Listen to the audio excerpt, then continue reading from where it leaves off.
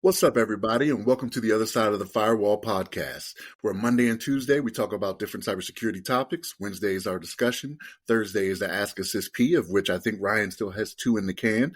Friday is everything else, movies, books, games, and things that are generally not cybersecurity related. But as you can all see, Ryan is not here with us today. He's taking some vacation, you know what I mean, enjoying himself, hopefully. We'll see next week when he comes and tells us about it. But today it's me, Shannon Tynes. We got Daniel Acevedo. How's it going, guys? What's up? And Chris Abacon. What's going on, everybody? All right, everybody. So let's get right to it. All right. So let's talk about this article. This first one we have coming up is from bleepingcomputer.com, right? Written by Bill Toulis. And it's the title of it is Android Malware Necro infects 11 million devices via Google Play, right? So like whenever you have one of these malware things that happens in the Google Play Store, right? Like it's one of those ones that's far-reaching, right? Because Android is out there like gangbusters, right? Like so, everybody likes to talk about how I have an Apple, I have this and that. Apple is very small in comparison when it comes to the Google Play market. All right, they got so many different OSs they support and people that are out there, right? But like here in America, Apple seems to want to be king, but they ain't got it like that, like everywhere else in the world, right? So what it was this Android Necro malware loader for Android was installed on 11 million devices through Google Play, right? Using SDK supply chain attacks, right? So when this happens, right, this is almost always about people that are doing side loading, right? So this is people that are updating their phones, which is very, very easy to do. And Android makes itself very customizable for people to do these types of things using different means other than the Google Play marketplace. Is that what they call it? Google Play, Play Store, I think. Play Store or something. Yeah, something like that, right? Look, I'm so far removed. I'm like 4 years removed from it now because I was an Android guy for years. I decided to try something different. But yeah, 11 million people were affected by this, right? And there was two major Trojans that were at play here that were installing payloads on affected devices, and they were affecting different plugins, right? So you had adware that loads links to invisible web view windows. That was an issue. Modules that download and execute arbitrary JavaScript, right? You see that Java, and like, gosh, here we go. And DEX files, tools that were specifically designed to facilitate subscription fraud, right? So you got your web plugin, Happy SDK, Tap plugin. But yeah, this Trojan being on Google Play, 11 million people affected by this, right? So that's a substantial user base of people. That's a lot of people that are affected. And the two apps that they were talking about on here, the first one's called Wutu Camera by Benku, and it's a photo editing and beautification tool with over 10 million downloads on Google Play, right? So that's a potential for just 10 million by itself, right? And here's the thing. You had to know that one was going to be a big hit, right? Because every time you see somebody on social media, they're always accused of like doing photo editing or something like that, never showing them true selves. And they're making it easier to do nowadays, right? They're coming out with all these apps that you can do it with, right? It's not as easy to spot as it used to be, where like you see pictures and like the walls caving in when somebody's like changing up their body and stuff like that. They're getting a lot better at it, right? So yeah. 10 million downloads for that one app, right? So you better believe people are out there still using it, probably none the wiser, right? On this app that's been affecting them, right? But the second legitimate app is Max Browser by Message Recover Wamer, right? And that one had 1 million downloads on Google Play, right? And it actually got removed. So like the other one, it had different versions to where they were updating it. The first one, the photo editing one, where they updated it and they were like, okay, on this version, it's no longer on there. But this other one, they were like, nah, get it out of there, right? And weirdly enough, right, this was a report by Kaspersky, right? And this is a little bit of foreshadowing for some stuff that's coming up this week and for stuff that's come up before, right? But Kaspersky was actually the one that found this one and was like, hey, this is a problem, you know what I mean? Because this malware here is still evident. It's still out there in the world, doing its harm, you know what I mean, with people being none the wiser, right? As a lot of these different malwares are nowadays, right? Like a lot of them have very, very little indication that they are out there doing what they're doing, and then you don't figure it out until boom, a story comes out and you find out, oh yeah, I'm one of those 10 million, right? Like I had to make sure when I was on my OnlyFans doing my pictures, my photo editing was on point, you know what I mean? So my feet pics got to look how I want them to look so I can get my subscriptions every month, you know what I'm saying? But Daniel, what's your thoughts on this, man?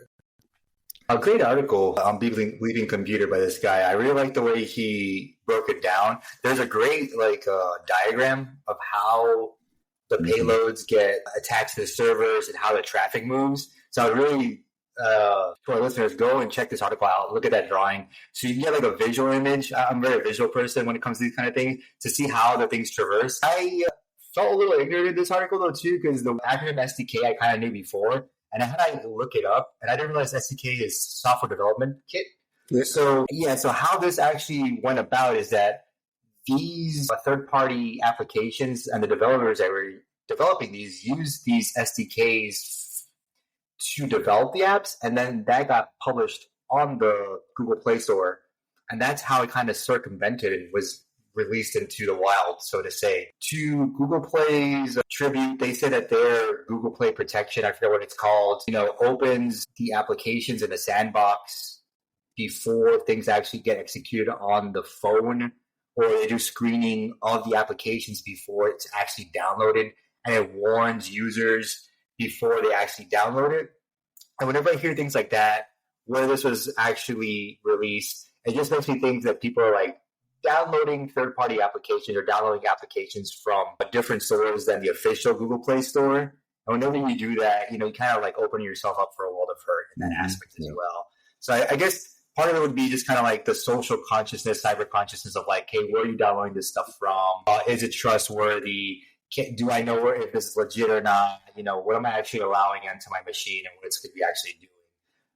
But, great article. I mean, it talks about stenography in malicious payload too. So it's using like old technologies that we've seen around for a very, very long time, redistributed, retooled as these guys do in different ways. So, you can't teach a new dog old tricks, but in hacking, it seems like old tricks, new dogs, old tricks. It doesn't matter. They got the whole toolkit in their repertoire, and they just release it out. So a really good article.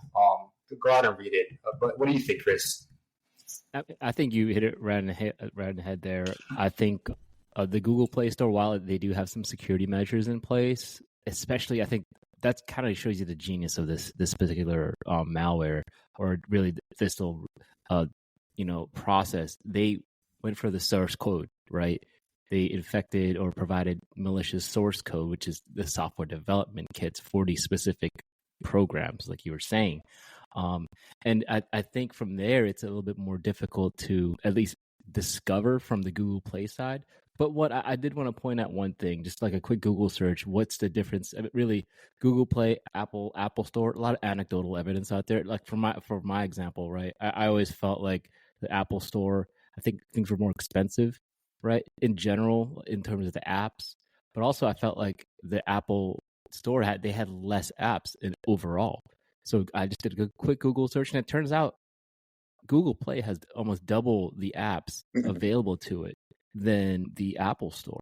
So just by random chance and probabilities alone, you're going to get more jacked up software on a Google Play just from that standpoint. Additionally, I was looking up why are there more apps on Google Play? It turns out, right, to get published on Google Play, it's just like a one-time fee of like $25 or whatever it might be.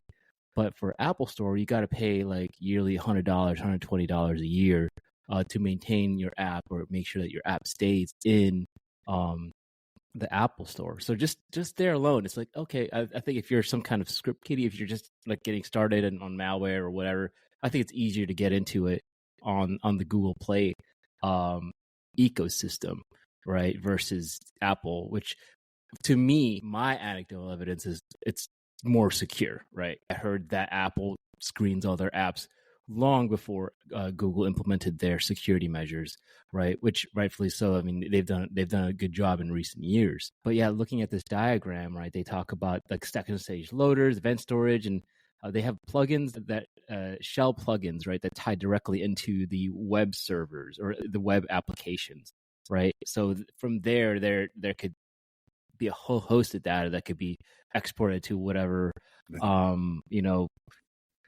threat actor there's out there.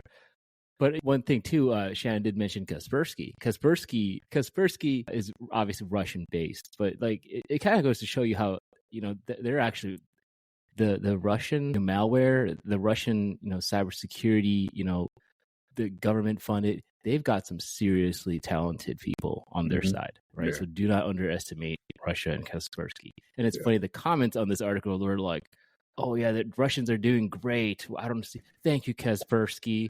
The U.S. regime should be thanking Kaspersky. I'm like that. I mean, they scream bot comment. Even as you're saying it, I'm like, regime?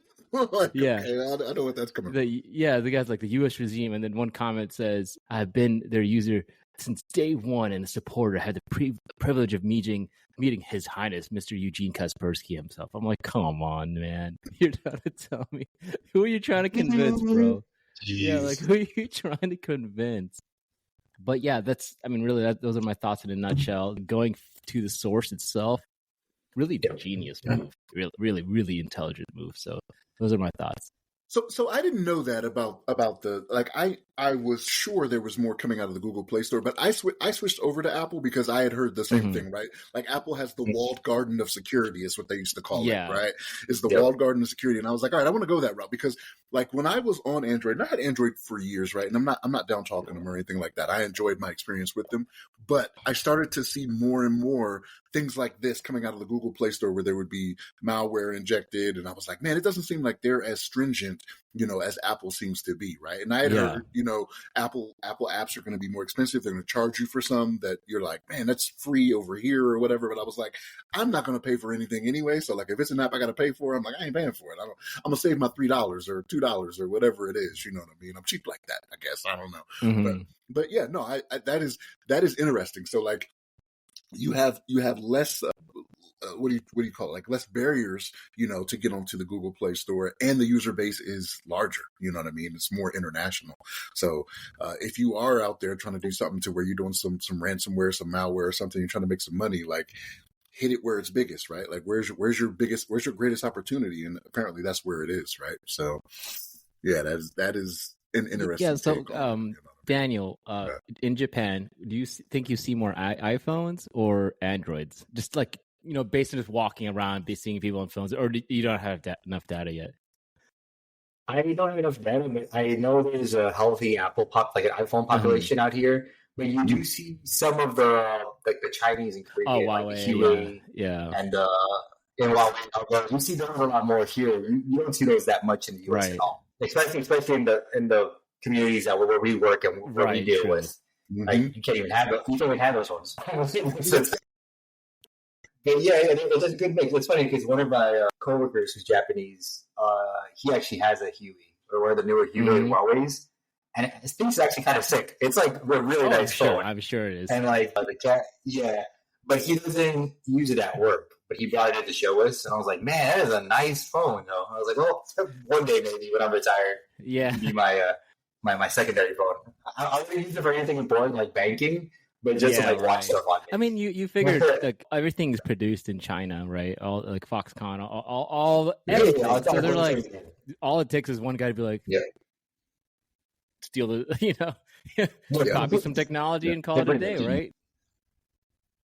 Yeah. I wonder if they're treating them like big time drug dealers in those plants where they're creating these phones. Like they got them in there naked, you know what I mean, so they can inspect them on the way out. Like, hey, open it up, bend over, spread it open. Like make sure you ain't got no chips. Out of here. I wonder what measures are in place. Like if Apple or all those companies treat that stuff like CUI or whatever it is, because I'm sure there's agreements. Yeah, it's proprietary. Yeah, it's gotta be.